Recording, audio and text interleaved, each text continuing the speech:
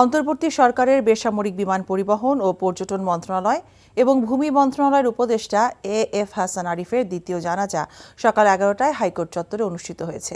প্রধান বিচারপতি সৈয়দ রেফাত আহমেদ, গণফোরাম সভাপতি ডক্টর কামাল হোসেন, পররাষ্ট্র উপদেষ্টা তৌহিদ হোসেন, বিশিষ্ট আইনজীবী barrister Amirul Islam, supreme court উভয় বিভাগের বিচারপতিগণ, বারের নেতৃবৃন্দ ছাড়াও বিপুল সংখ্যক আইনজীবীরা এই জানাজায় অংশ নেন। মরহুম হাসান আরিফের মেয়ে বিদেশ থেকে ফেরার পর তার দাফনের বিষয়ে সিদ্ধান্ত নেওয়া হবে বলে পরিবারের পক্ষ থেকে জানানো হয়েছে। এর আগে শুক্রবার রাতে ধানমন্ডির বাইতুল আমান জামে মসজিদে উপদেষ্টা হাসান আরিফের প্রথম জানাজা অনুষ্ঠিত হয়।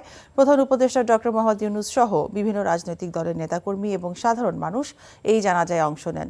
শুক্রবার বেলা 3:30টায় রাজধানীর ল্যাবিড হাসপাতালে হৃদযন্ত্রের ক্রীড়া বন্ধ হয়ে শেষ নিঃশ্বাস ত্যাগ করেন উপদেষ্টা হাসান আরিফ।